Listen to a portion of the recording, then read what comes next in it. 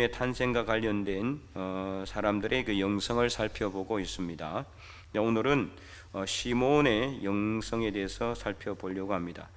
시몬이 어떤 신분인지는 정확하게 나와 있지는 않습니다. 다만 그는 이제 성령이 충만한 사람이었다는 것은 오늘 본문을 통해서 정확하게 알 수가 있죠. 그래서 25절 26절에 보면은 그는 의롭고 경건하여 이스라엘의 위로를 기다리는 자인데 성령이 그 위에 계시더라. 성령이 그 위에 있다는 것은 그가 성령의 충만함을 받았다라는 것을 말하고 있죠. 그래서 26절에 그가 주의 그리스도를 보기 전에는 죽지 아니하리라 하는 성령의 지시를 받았다. 성령으로부터 직접 지시를 받은 거예요. 그래서 27절에 성령의 감동으로 계속해서 성령이 나오죠. 그래서 이제 이 시몬은 항상 성령께서 동행하시는, 또 성령과 이제 성령이 충만한 그런 사람이었다는 것은 이제 분명한 사실이다. 그래서 그는 이제 의로운 사람이라고 돼 있는데, 역시 의로운 사람, 이제 디카이오신의 헬라어로 하나님과 올바른 관계를 맺는 사람이라 그랬잖아요. 그래서 그는 항상 하나님을 바라보고 하나님을 기다리고 하나님을 믿고 이런 삶을 살았다는 것을 말해주고 있어요. 또 경건한 사람이라는 것은 그가 늘 죄를 멀리하고 거룩한 구별된 삶을 살았다는 것을 의미합니다. 그리고 이스라엘의 위로를 그는 기다렸다라는 것은 당시 이스라엘 백성들이 그만큼 고통과 아픔 속에서 살아가고 있었다라는 거예요. 나라를 잃고 종교 정치 지도자들은 자기 이속만은 챙기는 그런 상황이었어요. 예수님께서 오셔서 정치 지도자들, 바리새인들이 정치 지도자들이거든요. 그리고 종교 지도자들 누굽니까? 바로 대제사장들. 아주 신랄하게 비판했잖아요. 그들이 잘했으면 예수님이 그들을 나무라지는 않았겠죠. 나라는 잃어버렸잖아요. 로마 식민지예요. 지금 나라 잃은 서름도 힘들어 죽겠는데 정치 종교 지도자들은 전혀 백성들의 삶을 돌보지 않고 자기들이 이속만 챙기고 있는 그런 상황이었다라는 거죠. 그런 상황 속에서 그가 하나님의 위로를 기다렸다는 것은 당연한 사실일 수도 있습니다. 아무 곳에서도 위로를 받을 수가 없잖아요. 어디에서도 위로를 받지를 못하는 거예요. 정치 지도자들이나 종교 지도자들이나 어떤 세상에서도 전혀 위로를 받지 못하니까 하나님의 위로를 기다리고 있었다라고 오늘 본문은 이렇게 표현했는지도 모릅니다. 그래서 그것을 26절을 보면은 이렇게 나와 있잖아요. 그가 주의 그리스도를 보기 전에는 죽지 아니하리라는 성령의 지시를 이제 받았어요. 하나님의 위로를 기다리고 있는데 성령께서 주의 그리스도를 보게 될 것이다. 이게 그에게는 가장 큰 위로가 되는데 이제 기다려야 되는 거죠. 근데 주의 그리스도를 보기 전까지는 죽지 못한다는 거예요. 그러므로 그는 아마 기도하면서 주의 그리스도를 기다리고 있었을 것입니다. 언제부터 그가 기다렸는지는 나와 있지는 않아요. 10년이 됐는지 20년이 됐는지 아니면 그가 어렸을 때부터 그런 지시함을 받아서 계속해서 몇십 년 동안 그렇게 기다렸는지는 모르지만 기다림이 짧았다라고 볼 수는 없겠죠. 로마 식민지가 된 지도 상당히 오래됐거든요. 그래서 아마 그는 상당히 오랫동안 성령께서 지시하신 대로 주의 그리스도를 보기 전까지는 죽을래야 죽을 수도 없는 거죠. 그의 사명이 주의 그리스도를 보는 거예요. 기다리는 것이 그의 사명이었어요. 그가 해야 될 일이었어요. 이처럼 그는 기다림의 영성을 실천했다라는 것을 알 수가 있습니다. 그리고 이제 때가 되어서 22절과 24절까지 예수님이 탄생을 하신 겁니다. 그래서 이제 아기 예수를 데리고 어떻게 합니까? 이제 성전으로 가는 거죠. 당시에는 솔로몬 성전이 아니고 스룹바벨 성전도 아니고 이제 헤롯 대왕이 다시 정축한 그런 헤롯 대성전이라고 볼 수가 있습니다. 그 헤롯 대성전으로 이 아기 예수를 데리고 그 부모가 이제 오게 된 거죠. 그래서 오늘 본문 23절에 이는 주의 율법에 쓴 바 첫 해에 처음 난 자마다, 그러니까 첫 아들은 다 누구 겁니까? 하나님의 것. 그래서 누구한테 바쳐야 돼요? 하나님께 바치잖아요. 근데 아들을 갖다가 바칠 수는 없으니까 사람을 바쳤으면 대신 뭘 드립니까? 제물을 드리는 거예요. 제물. 그래서 이제 그렇게 하기 위해서도 갔고, 또 그 다음에 24절에 주의 율법에 말씀하신 대로 산비둘기 한 쌍이나 혹은 어린 집 비둘기 둘로 제사하려 함이더라. 이는 또 뭐를 그리고 22절에 보면 모세의 법대로 정결 예식의 날이 참해. 이것은 뭐를 의미하느냐, 당시에도 그렇지만은 구약의 율법에 따르면은 여인이 출산을 하면 어떻습니까? 정결 예식을 행해야 돼요. 이제 출산을 하게 되면은 부정하게 되기 때문에 남자아이를 출산하면은 며칠요? 33일. 여자아이를 출산하면은 며칠? 66일 동안 부정하게 돼요. 그래서 남자아이를 이제 출산하면 33일 동안 기다렸다가 33일이 딱 지나면 어떻게 됩니까? 정결 예식을 드리는 거예요. 그래서 이렇게 여유가 되는 사람은 소나 양이나 염소를 잡아서 이렇게 속죄제와 번제를 드리는 거예요, 하나님께. 그리고 만약에 이제 여유가 되지 않고 형편이 좋지 않는 사람은 어떻게 합니까? 집비둘기나 산비둘기 두 마리로 하나는 번제, 하나는 속죄제를 드리도록. 그러니까 이제 지금 예수님의 어머니 그리고 아버지, 부모님이 예수님을 데리고 지금 성전으로 와서 정결 예식을 하려고 하는데 24절에 보니까 뭐를 드리려고 하고 있습니까? 비둘기. 그래서 저번에도 제가 한번 예수님의 영성에 대해서 가나안의 영성 말씀을 드린 적이 있죠. 가나안의 영성. 예수님의 집은, 예수님이 태어난 그 집은 이제 당시에 목수였어요. 예수님의 아버지 요셉은 목수 출신이, 신분이 목수입니다. 요즘으로는 목수들은 뭐 돈 많이 벌지만 당시에는 가장 천한 직업 중에 하나였어요. 그러니까 돈을 벌지를 못하고 너무 가난했어요. 극빈한 상태였다라는 것을 알 수가 있죠. 첫 아이를 낳아서 하나님께 예물을 드리는데 얼마나 드릴 게 없었으면 비둘기를 하나님께 드리겠습니까? 가장 극빈자들이 드리는 것이 비둘기거든요. 그래서 이렇게 이 성전으로 들어오는 거죠. 그러면 이 아이가 예수님이 아닌지 어떻게 알아요? 누가 뭐 예수님이라 써붙여 놓은 것도 아니고, 그죠? 근데 어떻게 알았어요? 27절 말씀에 성령의 감동으로, 성령의, 이 시몬에게는 늘 성령께서 함께 동행하셨기 때문에 이 아이의 부모가 예수님을 안고 성전으로 들어오니까 성령의 감동으로 인해서 그 아이가 있는 대로 오게 된 거죠. 뭐 시몬도 이제 성전 근처에서 살았을 거니까요. 그래서 27절에 성령의 감동으로 성전에 들어가며 마침 부모가 율법의 갈례대로 행하고자 하여 그 아기 예수를 데리고 올 때 28절에 시몬이 아기를 안고 예수님을 이제 받은 거죠. 얼마나 감동했겠어요? 이 지금 시몬은 누구를 기다리고 지금까지 살아왔습니까? 예수님을 기다리고 지금까지 살아온 거예요. 이 예수님 어떤 분이시기 때문에 바로 구원을 가지고 오시는 분이잖아요.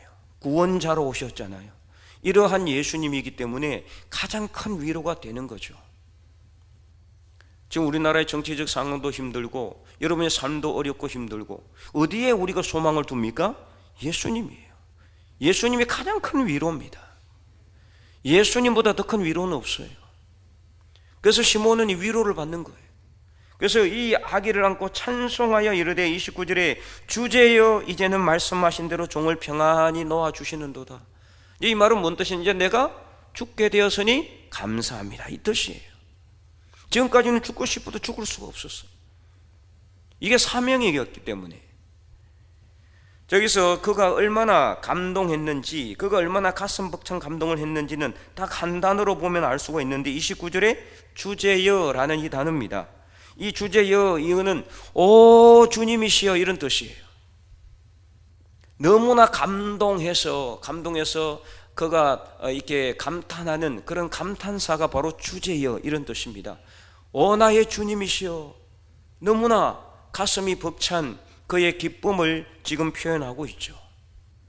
아무 곳에서도 위로받을 수 없고 아무 곳에서도 소망을 갖지 못했던 그 암울한 시대에 주의 구원이신 예수 그리스도께서 오셨으니까 이제는, 그리고 자기는 이제 평안하게 어떻게 해요? 죽을 수 있으니까 얼마나 감사합니까? 가슴 벅찬 감동으로 주제여 이제는 말씀하신 대로 종을 평안히 놓아주신다라고 그렇게 그는 이렇게 하나님께 감탄하고 감동의 고백을 드리고 있는 것입니다. 이상을 통해서 우리는 시몬이란 한 사람이 오직 평생을 예수님을 기다리는 삶을 살았음을 알 수가 있습니다. 얼마나 오랫동안 그가 기다렸을까요? 이렇게 기다림의 영성은 정말 어렵고도 힘든 일입니다. 이 기다리는 것 자체가 1시간, 2시간이야 우리가 기다릴 수 있지만 하루 이틀을 지나서 일주일이나 닷새나 아니면은 그 정도야 우리가 얼마든지 기다리겠지만은 10년이나 20년, 30년, 50년 이렇게 기다리면 여러분 기다리겠어요? 힘들죠. 쉽지가 않죠. 이 기다린다는 것은 정말 엄청난 끈기와 믿음이 필요해요.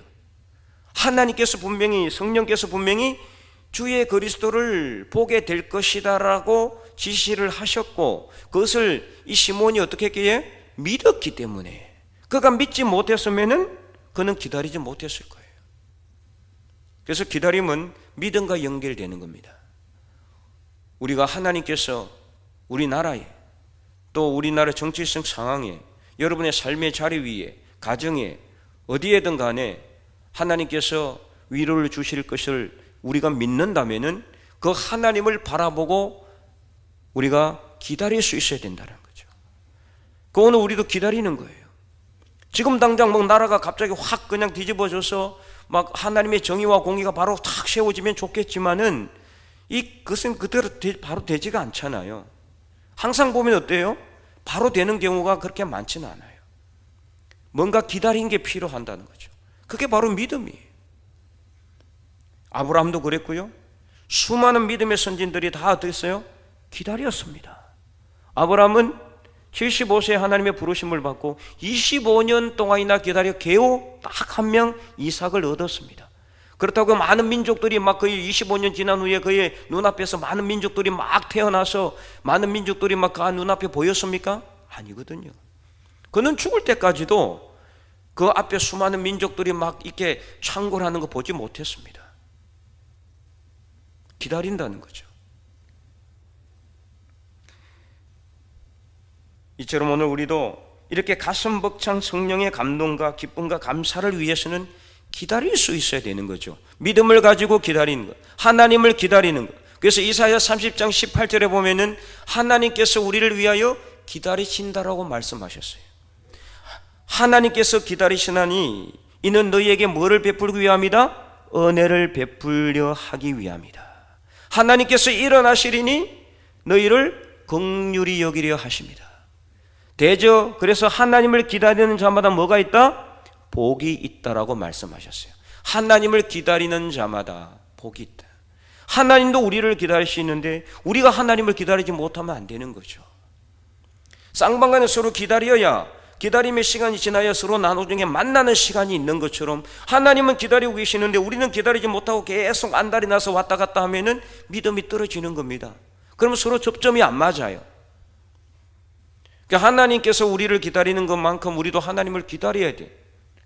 여러분의 삶의 자리가 온전하게 되고 회복되고 문제가 해결되고 여러 가지 것들이 정상화되기 위해서는 하나님의 기다림의 시간이 필요하다는 거죠. 우리가 기다리는 것만큼 하나님도 더 많이 기다렸어요. 하나님 얼마나 우리를 기다렸습니까? 주님 오시리라고 생각했던 때가 벌써 2000년이 지났습니다. 올해 2025년입니다. 정말 오랫동안 하나님은 우리를 기다리고 있어요. 우리가 생각할 때 베드로 후서 3장 8절에 말씀하는 것처럼 사람들이 생각할 때 왜 주께서 드디어 오시느냐고 이렇게 우리는 반문하지만, 그래서 내일이라도 당장 주님께서 오셔서 이 잘못된 현실을 바로잡고 모든 것이 정상화되도록, 그래서 모든 것을 끝내고 이제 주님의 재림의 때가 왔으면 좋겠지만은 왜 오지 않느냐? 이유가 뭐라고요? 하나님이 우리를 기다리고 있기 때문입니다. 뭐 하기까지? 우리가 한 사람도 빠짐없이 다 회개하기를 기다리시느니라. 우리만 아니라 오늘 이 자리에 앉아있는 여러분만이 아니라 이 교회 울타리 밖에서 자신도 모르게 죽음의 길을 가고 있는 저 사람들도 우리가 전하는 복음을 듣고 우리가 전하는 하나님의 말씀을 듣고 그들도 회개하여 하나님의 울타리 안으로 들어올 때까지 하나님은 기다리고 계시고, 오늘 우리도 이 자리에 앉아있지만 우리가 온전히 하나님께 예배드리지 못했기 때문에 하나님께 온전히 예배드려서 예배의 능력을 온전히 회복할 때까지 하나님은 지금도 기다리고 계신다라는 겁니다. 지금 당장 하나님이 이 자리에 와서 나는 지금 당장 하나님이 이 자리에 오시더라도 나는 아무 문제 없이 하나님 나라에 갈 수 있다, 자신만만하게 그렇게 큰 소리 칠 수 있는 사람이 있습니까? 아이고 하나님 아버지 조금만 더 기다려 주십시오, 제가 회개할 게 더 많이 남았습니다, 그러지 않겠습니까? 그러면 오늘 우리는 하나님이 당장 오늘 이 자리에 오지 않는 것에 감사해야 돼요. 하나님 우리를 기다리고 있다는 것을 감사해야 돼요. 시몬은 평생을 주의 그리스도만을 위해서 기도하며 경건의 삶을 살며 성령의 충만한 삶을 살면서 기다리는 영성을 실천했어요. 그런데 오늘 우리는 얼마나 하나님을 기다리고 있습니까? 하나님께 기도한 것, 작년부터 기도했는데 왜 아직 이루어지지 않느냐라고 그렇게 하나님에 대해서 섭섭한 마음 가지고 있는 분 없습니까? 아니 작년부터는 아니라 할지라도 5년 전부터 10년 전부터 기다렸는데 과연 여러분 그것이 물론 작게 기다린 것이라고 할 수는 없지만 하나님은 평생이 아니라 몇 천 년을 기다리고 있는 거예요. 그렇지 않아요 여러분? 우리만 기다린 게 아니거든요. 우리 전 세대, 그 전 세대, 그 전전전 세대도 하나님 그때부터 기다렸어요. 2000년 전부터 하나님은 우리를 기다리고 있는 거예요. 그래서 오늘 우리는 정말 우리를 이렇게까지 오랫동안 참고 기다리는 하나님을 생각해서라도 오늘 우리도 시몬처럼 기다림의 영성으로 경건한 삶을 살며 성령에 충만한 삶을 살아갈 수 있기를 바랍니다. 그래서 당장 지금 이 어렵고 혼란한 우리나라, 이 전 세계, 우리나라뿐만 아니에요. 지금 전 세계적으로 보면은 온통 난리, 기후 위기는 심각합니다.